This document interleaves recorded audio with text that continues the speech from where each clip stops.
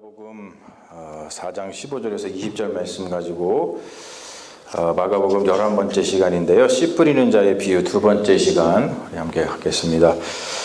오늘은 이 프로젝트가 고장이 나서 이런 말씀을 집중해 주시기 바랍니다. 지난주에 제가 예수님의 비유는 수수께끼와 같다고 설명을 드렸어요. 그리고 이 수수께끼는 애들 장난이 아니라 그랬죠. 제가 처음에 시작할 때 몇 가지 애들 장난 같은 수수께끼를 냈습니다만 그런 것과는 완전히 다르게 이 성경에서 예수님이 비유를 수수께끼와 같이 내시는 이유는 그것이 애들 장난이 아니라 죽고 사는 문제다. 이것을 강조를 했습니다. 그래서 예수님의 수수께끼와 같은 비유의 말씀, 하나님의 말씀이죠. 하나님의 말씀은 이해해도 그만, 이해 못해도 그만, 그런 말씀, 그런 비유가 아니라 그랬어요. 왜냐하면 죽느냐 사느냐의 문제를 앞에 두고서 설렁설렁 그 문제를 해결하는 사람은 없죠. 여러분들 직장 생활을 하실 때 설렁설렁하지 않잖아요. 왜냐하면 거기서 열심히 일해야지만 우리가 먹고 살 수 있기 때문에 최선을 다하고, 비즈니스 하시는 분들도 열심히 해야지만 이 비즈니스가 잘 돼야지 우리가 먹고 사니까 굉장히 다 열심히 하십니다. 그런 것처럼 하나님의 말씀은 그런 좀 심정으로다가 대해야 된다는 거예요.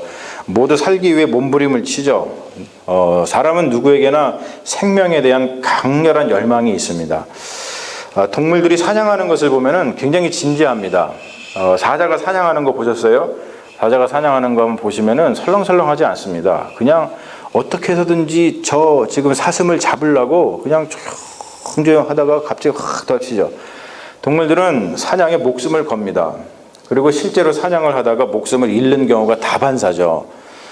그런데 그 동물들이 사냥에 목숨을 거는 이유가 무엇입니까? 그 사냥이 바로 죽고 사는 문제이기 때문에 그래요. 사냥을 잘하면 먹고 사는 거고, 사냥을 못하면 굶어 죽는 거예요. 그런 것처럼 조금 과격하게 강조를 하자면 신앙이라고 하는 것은 동물들의 사냥과 같다는 거예요. 죽고 사는 문제라는 뜻이죠. 그러니까 신앙을 다른 말로 옮기면 생명에 대한 간절함이다. 신앙은 생명에 대한 간절함이라는 것이죠. 신앙은 사는 것처럼 살아보려고 하는, 또는 의미를 찾아보려고 하는 생명의 몸부림이라고 하는 것이죠. 그러니까 여러분들이 신앙심을 지금 갖고서 신앙을 하는 이유가 바로 거기 있잖아요. 생명에 대한 간절함이 있는 거예요. 우리가 그것이 없으면 안 돼요. 생명에 대한 간절함. 내가 이 말씀 붙들고 살아야 된다. 내가 이 말씀 붙들고 생명을 얻어야 된다라고 하는 그 간절함이 우리가 신앙생활하면서 이 마음속에 있어야 된다는, 그래야지만 하나님의 말씀이 들어오게 되고 그 하나님의 말씀으로 인해서 이 마음속에서 열매를 맺을 수 있다는 것이죠. 성경은 하나님의 말씀이 생명을 준다고 가르칩니다.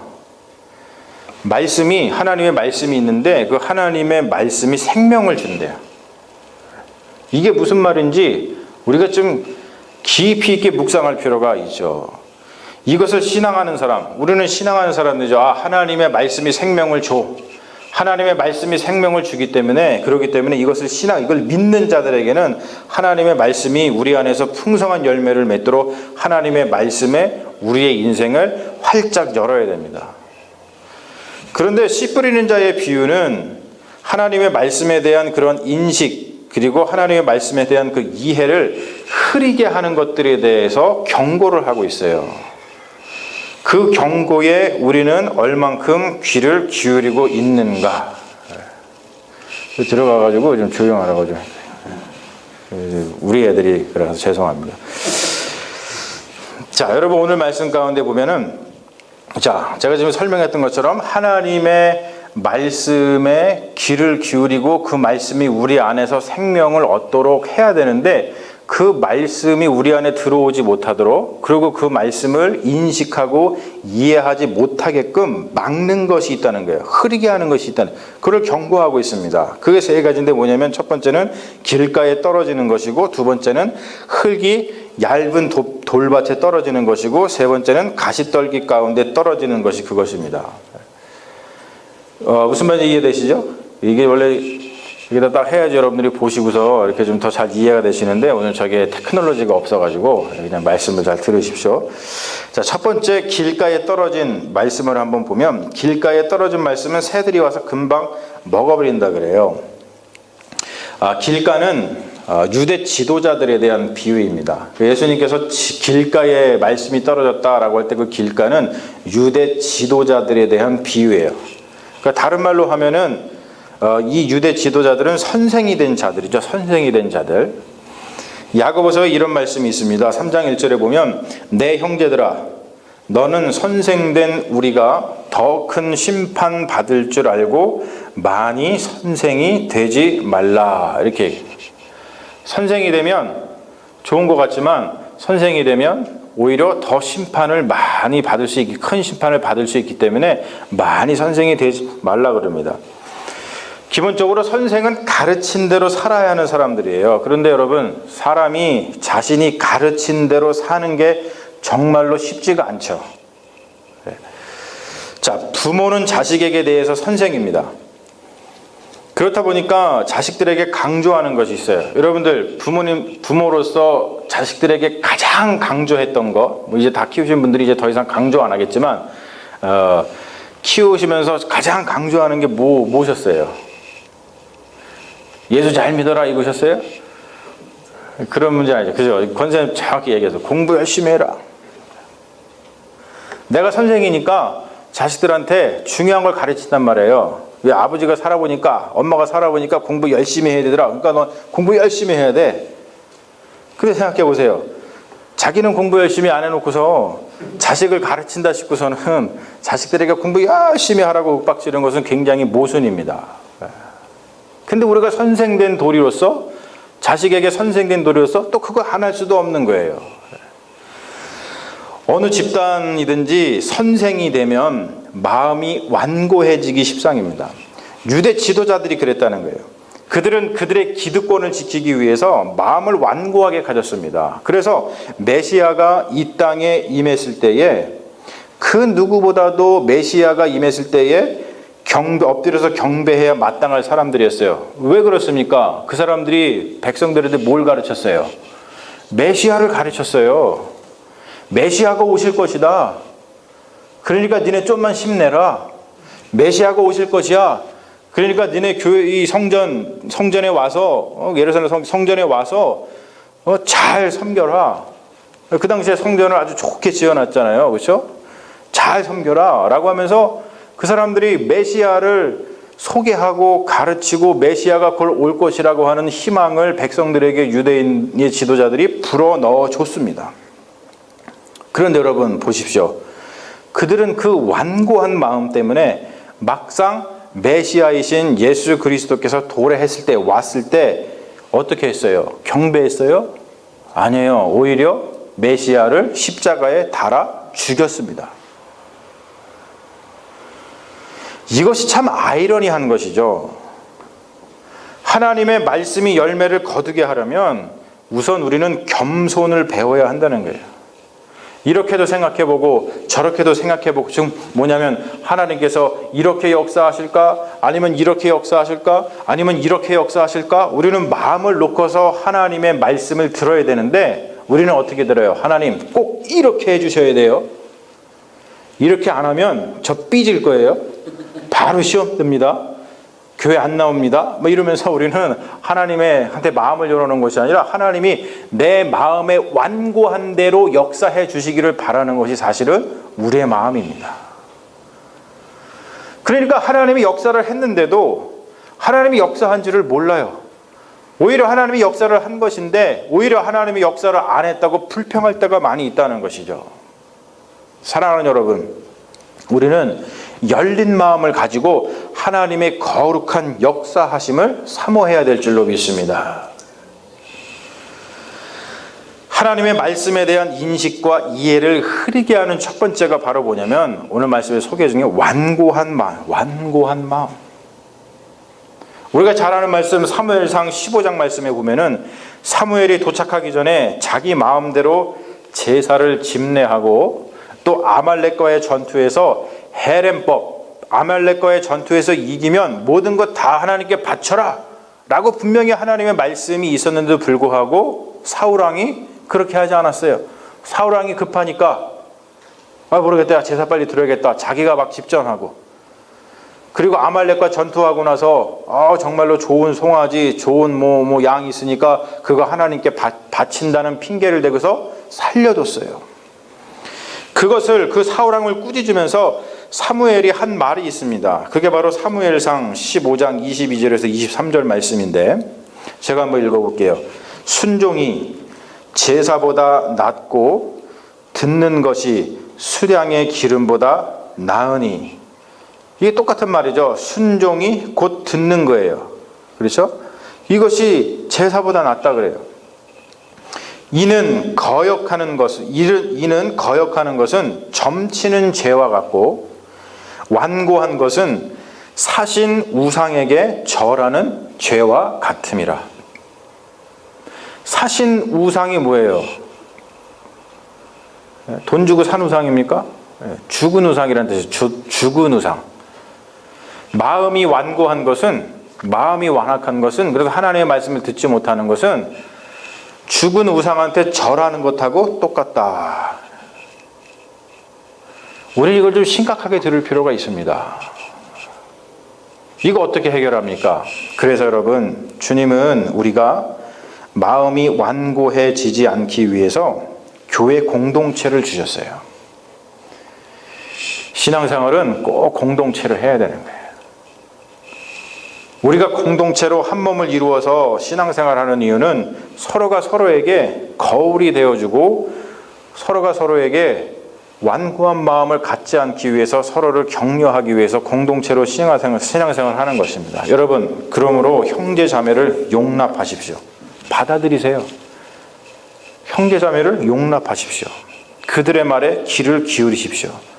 완고한 마음은 사신 우상에게 절하는 것과 같다라고 하는데, 완고한 마음을 가지면 거기에서 무슨 하나님의 선한 역사가 일어나겠습니까? 절대로 일어나지 않는다는 거예요. 두 번째, 돌밭에 떨어진 비유를 얘기하죠. 이 돌밭은 대다수의 백성에 대한 비유입니다. 대다수의 백성. 대다수가 이렇다는 거예요. 돌밭과 같은 이들은 처음에는 말씀을 기쁨으로 받아들여요. 야, 정말 하나님의 말씀이 꿀처럼 달구나. 근데 그 기쁨이 깊이가 없는 것이 금방 드러납니다. 환난과 핍박이 일어나니까 그들의 기쁨은 금방 상실되고 넘어지고 말죠. 예수님의 사역을 보면 알 수 있어요. 유대 백성들은 예수님을 열정적으로 뒤따랐습니다. 아주 열정적이에요. 성경을 보면은 이 사람들이 도대체 하나님의 예수님을 열정적으로 따라다니는 사람인지, 아니면 요즘 말로다가 스토커인지 알 수 없을 정도로다가 도시락 싸가지고 다니면서 예수님 말씀을 경청했습니다. 예수님이 낙이 타고 예루살렘에 입성하니까 호산나를 외쳤어요. 환영하는 듯 했습니다. 그런데 여러분, 환난과 핍박이 일어나니까 그들이 갑자기 성난 군중으로 바뀌었습니다. 하나님 나라가 임했는데 그 나라의 본래 백성이 메시아를 거부하는 현상이 일어났어요. 다른 말로 표현해서 요즘으로 따지면 예수님께서 지금 오셨는데 교회가 예수님을 거부하는 거나 마찬가지입니다. 여러분, 이런 일이 요즘에도 사실은 많이 일어나고 있죠. 예수님이 지금 오시는데 교회가 거부해요. 예수님의 말씀이 살아있지 않다는 뜻이죠. 그 말은. 여기에서 쓰이고 있는 넘어지는 자요라는 말을 쓰고 있죠. 오늘 말씀해 보면 넘어지는 자, 핍박과 환난이 왔을 때 그거에 넘어지는 자 할 때 그 넘어지는 이라는 단어가 헬라어의 스칸달리조라는 말을 번역한 거예요. 스칸달리조. 여러분, 스칸달리조에서 무슨 말이 왔는지 아세요? 스캔들이라는 말이에요. 스캔들. 스캔들. 여기서 왔어요. 그러니까 스칸달리조라는 말은 넘어지게 하다, 비틀거리게 하다, 하나님의 법을 어기고 죄를 짓다, 신앙을 완전히 잃어버리다, 시험에 들다 등의 뜻을 가지고 있어요. 인생은 환난과 핍박의 연속입니다. 환난과 핍박은 단순히 우리에게 어려움을 주는 박해 같은 것을 말하지만은 않습니다. 환난과 핍박은 신앙생활을 겪게 되면서 이해 안 되는 상황 같은 거예요. 예수님 당시 유대 백성들에게 가장 충격적인 스캔들이 무엇인지 아세요? 다른 게 아니에요. 예수님 당시에 예수님을 따르던 사람들에게 가장 스캔들, 그들을 걸려 넘어지게 했던 것이 뭐냐면 메시아라고 믿었던 예수님이 십자가에 달려 허무하게 죽은 사건입니다. 사실 사람들은 그것 때문에 예수님에게 등을 졌어요. 그래서 사도 바울은 이 사건을 갖다가 헬라인에게는 미련한 것이요 유대인들에게는 거리끼는 것이다 라고도 말을 하고 있죠. 한국 사회로 따지면은 지금 한국 사회가 최순실 맞죠? 최순실인가요? 최순실 스캔들 때문에 엄청난 혼란에 빠져 있습니다. 2014년도에는 세월호 스캔들이 일어났고 그 문제가 아직 해결되지 않아서 고통받는 사람들이 많이 있어요. 그런데 여러분, 그러한 스캔들이 일어났다고 했고 한국을 막 떠나고 그러면 안 되겠죠. 그러한 스캔들에 걸려 넘어지면 안 된다는 거예요. 끝까지 대한민국 국민으로서 나라가 바로 서도록 희망의 끈을 놓지 말고서 끝까지 이겨내야 됩니다. 그런 것과 똑같죠, 여러분. 스캔들은 신앙을 이기지 못합니다. 스캔들은 신앙을 이기지 못해요. 저도 목사 아들로서 아버지가 목회하시면서 수많은 어려움을 겪고 봐왔습니다. 스캔들이죠. 걸려 넘어지게 하는 것들이 많았어요. 교회에서 어떻게 저런 일이 있을 수 있어? 많았습니다. 제가 얘기하면은 은혜되지 않는 얘기 엄청 많으실 거예요. 걸려 넘어지는 것이죠. 만약에 여러분 제가 그러한 스캔들에 걸려 넘어졌다고 생각해 보세요. 그러면 제가 이 자리에 서 있겠어요?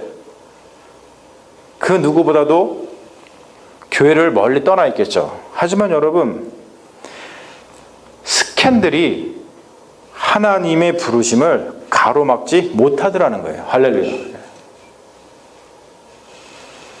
어둠은 부활의 빛을 이기지 못합니다. 스캔들 때문에 대부분의 사람들이 예수님을 떠나갔지만 여러분, 그것 때문에 오히려 예수님의 참된 제자로 거듭나서 사도로 불리면서 온 세상에 복음을 전한 자들이 있다는 것을 우리는 잘 알고 있어요. 여러분, 제가 지금 스캔들이라는 말을 쓰니까 이 세상에서 말하는 그 스캔들을 자꾸 떠올리시는 것 같아요. 뭐 연예인들이 스캔들 일어났네. 그런 스캔들이 아니에요. 이거는 지금 핍박과 환난 이런 겁니다. 걸려 넘어지게 하는 거. 내가 신앙생활을 잘 하고 있는데 걸려 넘어지게 하는 거. 이게 스캔들이에요. 이 핍박과 환난이 오거든 여러분 거기에 걸려 넘어지지 말고 신앙으로 이겨내야 된다는 것이죠. 그런 스캔들, 나에게 걸려 넘어지는 것이 오면은 걸려 넘어지는 것이 아니라 그래, 이럴수록 내가 신앙이 성숙할 수 있는 기회를 삼아야겠다라고 하는 굳은 믿음의 다짐이 있어야 된다는 거예요. 물론 그냥 되지는 않습니다. 눈물을 흘리면서 기도해야 돼요.